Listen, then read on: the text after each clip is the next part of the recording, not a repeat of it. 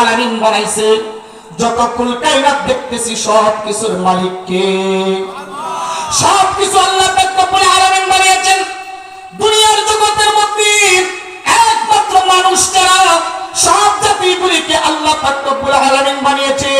ও দুনিয়ার মানুষ, সব মাখলুকগুলিকে আল্লাহ পাক রব্বুল আলামিন শুধু একটা শব্দ দিয়ে বানিয়েছেন। কয়টা শব্দ? একটা শব্দ দিয়ে আল্লাহ বানিয়েছেন, যেটার নাম হলো কোন। আল্লাহ পাক রব্বুল আলামিন শুধু বলেছেন কোন, সাথে সাথে হয়ে গেছে। আল্লাহ শুধু বলেছেন হয়ে যাও, সাথে সাথে হয়ে গেছে। আসমানকে বলেছেন আসমান হয়ে যাও, আসমান হয়ে গেছে। জমিনকে বলেছেন কোন, জমিন হয়ে গেছে।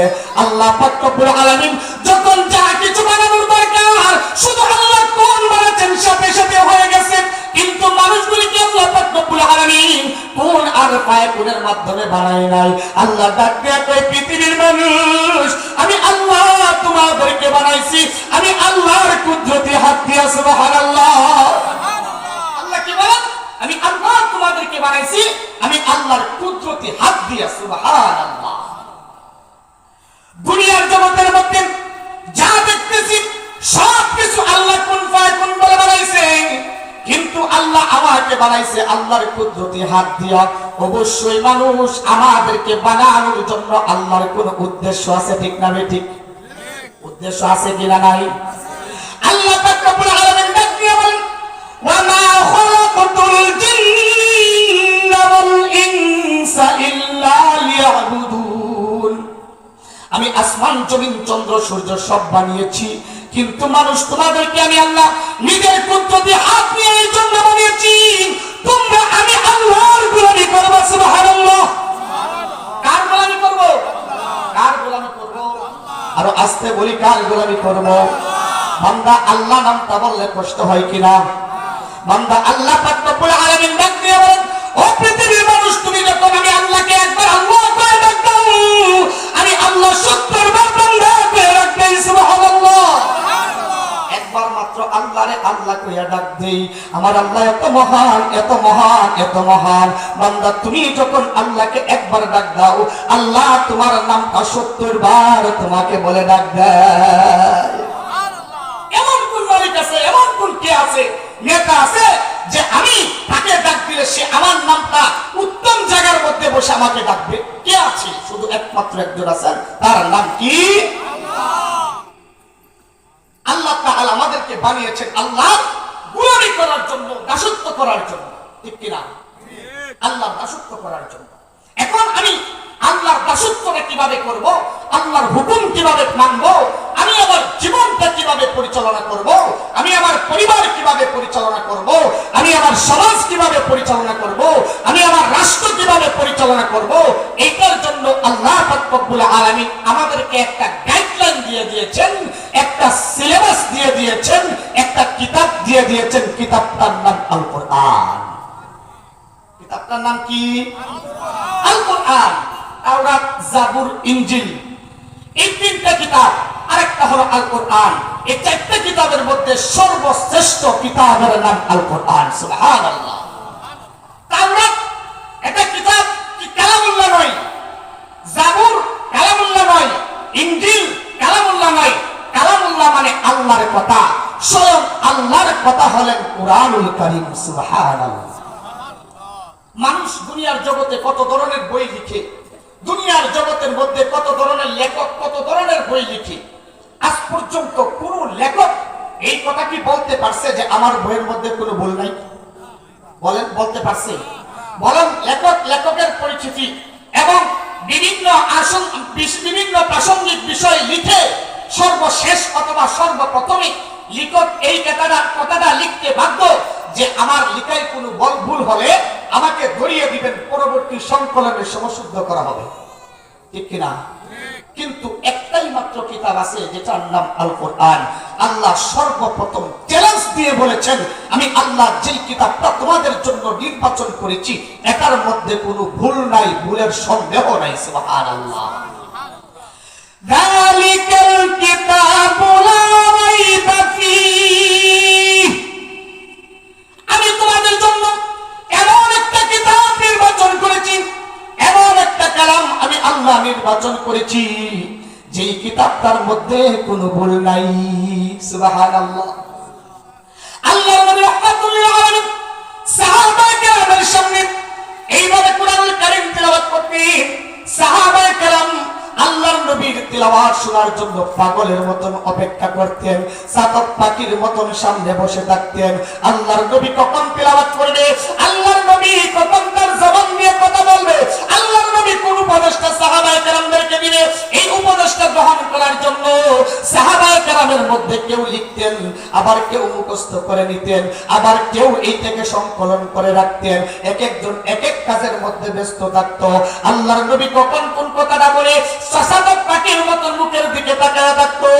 আল্লাহর নবী রাহমাতুল লিল আলামিন সাহাবায়ে কেরামের সামনে যখন কোরআনুল কারীম তেলাওয়াত করে, সাহাবায়ে কেরাম আল্লাহর রাসূলের দিকে এমন ভাবে তাকায় থাকতো, মাথার উপরে উড়িয়া পাখি বসতো, কিন্তু সাহাবায়ে কেরাম পাখির দিকে নজর নাই, তেলাওয়াতের দিকে নজর। সুবহানাল্লাহ। এইটা তো ওই কণ্ঠের তেলাওয়াত যে কণ্ঠ দিয়ে আল্লাহ পাক রব্বুল আলামিন সর্বপ্রথম কোরআন নাযিল করেছে। ওইটা তো ওই কণ্ঠের তেলাওয়াত যে কণ্ঠ দিয়ে আল্লাহ পাক রব্বুল আলামিন হকের আওয়াজ নাযিল করেছেন। ওইটা তো ওই কণ্ঠের তেলাওয়াত যে কণ্ঠ দিয়ে আল্লাহ পাক রব্বুল আলামিন দিনের দাওয়াত, দিনের মান, দিনের দিকে মানুষকে আহ্বান করার জন্য নবীকে আল্লাহ দান করেছেন। সুবহানাল্লাহ। নবীর কণ্ঠের তেলাওয়াত, নবীর কণ্ঠের তেলাওয়াত শোনার জন্য মানুষ এত অপেক্ষা করত। এখন নবীর উম্মত যারা আছে তাদের তেলাওয়াত শোনার জন্যই তো মানুষ সাদক পাখির মতন বসে থাকে, ঠিক কিনা? বাংলাদেশের মধ্যে সারা পৃথিবীর মধ্যে প্রতিযোগিতা হয়। এই প্রতিযোগিতার মধ্যে আপনার সারা পৃথিবীকে পিছনে ফেলে বাংলাদেশের ছেলেরা প্রতি বছর ফার্স্ট সেকেন্ড পার হচ্ছে কিনা? তবে আশ্চর্যের বিষয়, বাংলাদেশ থেকে ক্রিকেট খেলার জন্য যায়, বিশ্বকাপ খেলার জন্য যায়। আরে মিয়া, বাংলাদেশের খেলোয়াড়রা বিশ্বকাপ আনবে দূরের কথা, আজ পর্যন্ত একটা সার কাপও বাংলাদেশে আনতে পারে নাই, ঠিক না? আনছে কোনোদিন সার কাপ? কোনোদিন একটা সার কাপও আনতে পারে নাই।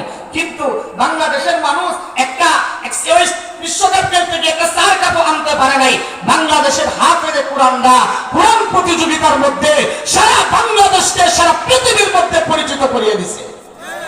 কিন্তু আশ্চর্যের বিষয়, যারা একটা সার কাপও আনতে পারে নাই তাদেরকে সম্বর্ধনা দেওয়ার জন্য, তাদেরকে বিভিন্নভাবে উৎসাহিত করার জন্য তাদের মাসিক বেতন লক্ষ লক্ষ টাকা বাংলাদেশের সরকারের পক্ষ থেকে নির্ধারণ করা হয়।